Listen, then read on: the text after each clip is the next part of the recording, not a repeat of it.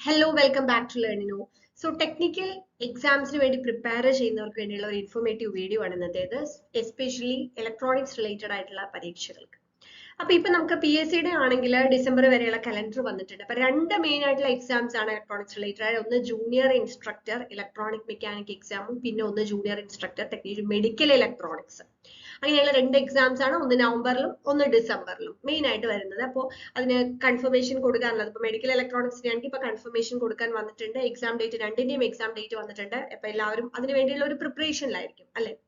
അപ്പൊ ഇനി ഇത് കഴിഞ്ഞിട്ട് ഇനി ഏതൊക്കെ പരീക്ഷകളാണ്, പ്രത്യേകിച്ച് 2025 നമ്മൾ എക്സ്പെക്ട് ചെയ്യുന്ന പരീക്ഷകൾ ഏതൊക്കെയാണെന്നുള്ളതും കൂടിയാണ് ഇന്നത്തെ വീഡിയോയിൽ പറയുന്നത്.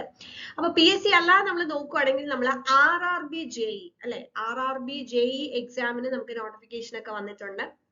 അപ്പൊ RRB JE ഇലക്ട്രോണിക്സിന്റെ എക്സാമും നമുക്ക് ഈ ഒരു ലാസ്റ്റ് ഇയർ എൻഡില് അല്ലെങ്കിൽ 2025 സ്റ്റാർട്ടിങ്ങിലൊക്കെ നമ്മൾ പ്രതീക്ഷിക്കുന്ന ഒരു പരീക്ഷയാണ്. അപ്പൊ എഗെയിൻ നമുക്ക് ഇനി നമ്മുടെ ടെക്നിക്കൽ പി എസ് സി പരീക്ഷകളിലേക്ക് വരികയാണെന്നുണ്ടെങ്കിൽ 2025 നടക്കാൻ അപ്പോൾ സാധ്യതയുള്ള പരീക്ഷകളും അതുപോലെ നോട്ടിഫിക്കേഷൻ വരാൻ സാധ്യതയുള്ള എക്സാംസ് ഏതൊക്കെയാന്ന് വെച്ച് കഴിഞ്ഞാല് നമുക്കറിയാം ജൂനിയർ ഇൻസ്ട്രക്ടർ ഇപ്പോൾ ഇലക്ട്രോണിക് മെക്കാനിക്കും മെഡിക്കൽ ഇലക്ട്രോണിക്സും ഡേറ്റ് വന്നു. പക്ഷേ junior instructor consumer electronics notification വന്നിട്ടുണ്ടായിരുന്നു. പക്ഷെ ആ ഒരു എക്സാം ഡിസംബറിലെ കലണ്ടറിലും വന്നിട്ടില്ല. അപ്പൊ അതുകൊണ്ട് തന്നെ ഒരു പക്ഷേ നമ്മൾ ജനുവരിയിലാണ് ആ ഒരു പരീക്ഷ എക്സ്പെക്ട് ചെയ്യുന്നത്, junior instructor consumer electronics. Okay, ഇനി രണ്ടാമത്തെ ഒരു ഇമ്പോർട്ടന്റ് ആയിട്ടുള്ള ഒരു എക്സാം എന്ന് പറയുന്നത് നമ്മുടെ IEO എക്സാം, അതല്ലെങ്കിൽ ഇൻഡസ്ട്രീസ് എക്സ്റ്റൻഷൻ ഓഫീസർ എന്ന് പറയുന്ന ഇൻഡസ്ട്രീസ് ആൻഡ് കൊമേഴ്സ് ഡിപ്പാർട്ട്മെന്റിൽ വരുന്ന ഇൻഡസ്ട്രീസ് എക്സ്റ്റൻഷൻ ഓഫീസർ എന്ന് പറയുന്ന എക്സാം. അപ്പൊ ഇത് ഇലക്ട്രോണിക്സുകാർക്ക് മാത്രമല്ല, ബിടെക് നമ്മൾ കോമൺ ആയിട്ട് ക്വാളിഫിക്കേഷൻ പറയുന്ന ഒരു എക്സാം ആണ് ഈ IEO എക്സാം എന്ന് പറയുന്നത്. അപ്പോൾ ഇതിന് ഈ എക്സാമിന് ഒരു അഡ്വാൻറ്റേജും ഡിസഡ്വാൻറ്റേജും ആയിട്ട് പറയാനാണെന്നുണ്ടെങ്കിൽ ഇതിന്റെ സിലബസ് നമുക്ക് പ്രീവിയസ് സിലബസ് നോക്കിക്കഴിഞ്ഞാൽ ഇതിൽ നമുക്ക് മെക്കാനിക്കൽ പഠിക്കാനുണ്ട്, സിവിൽ പഠിക്കാനുണ്ട്, ഇലക്ട്രിക്കലും ഇലക്ട്രോണിക്സും കമ്പ്യൂട്ടർ സയൻസിന്റെയും ടോപ്പിക്സ് പഠിക്കാനുണ്ട്.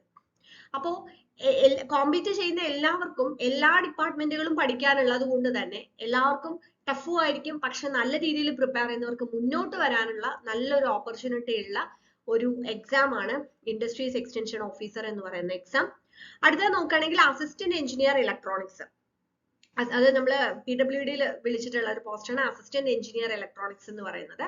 ഇത് മൂന്നെണ്ണവും നമ്മൾ ഓൾറെഡി നോട്ടിഫിക്കേഷൻ ഒക്കെ കഴിഞ്ഞ് നമ്മൾ വിളിച്ചു കഴിഞ്ഞിട്ടുള്ള എക്സാമുകളാണ്.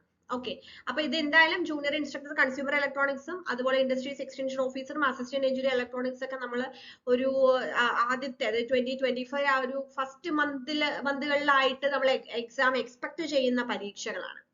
ഇനി നോട്ടിഫിക്കേഷൻ നമ്മൾ എക്സ്പെക്ട് ചെയ്യുന്ന ഒരു മെയിൻ പോസ്റ്റ് എന്ന് പറയുന്നത്, കുറെ അധികം വേക്കൻസിയോട് കൂടി നമ്മൾ പ്രതീക്ഷിക്കുന്ന ഒരു പോസ്റ്റ് എന്ന് പറയുന്നത് പോളിടെക്നിക് ലെക്ചറർ ഇൻ ഇലക്ട്രോണിക്സ്. കാരണം നമുക്കറിയാം റീസെന്റ് ആയിട്ട് ഇപ്പൊ പോളിടെക്നിക് ലെക്ചറർ ഇലക്ട്രിക്കൽ വിളിച്ചിട്ടുണ്ട്, അതേപോലെ തന്നെ electronics and instrumentation, biomedical engineering, ഇതെല്ലാം വളരെ റീസെന്റ് ആയിട്ട് വിളിച്ചിട്ടുള്ളതായിരുന്നു.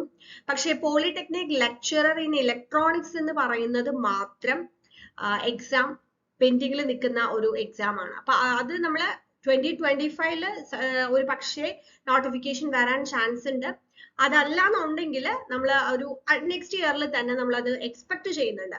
അപ്പൊ ഒരുപാടധികം വേക്കൻസീസിൽ വരുന്ന ഒരു പരീക്ഷ ആയതുകൊണ്ട് തന്നെ ബിടെക്കാർക്ക് എഴുതാൻ പറ്റുന്ന ഒരു എക്സാം ആയതുകൊണ്ട് തന്നെ ഒരുപാട് പേര് അതിനുള്ള പ്രിപ്പറേഷൻ ഇപ്പോഴേ സ്റ്റാർട്ട് ചെയ്തിട്ടുണ്ട്. ഓക്കെ, സോ ഇത്രയുമാണ് നമ്മൾ അപ്കമിങ് എക്സാംസിൽ നമുക്ക് പറയാനുള്ളത്.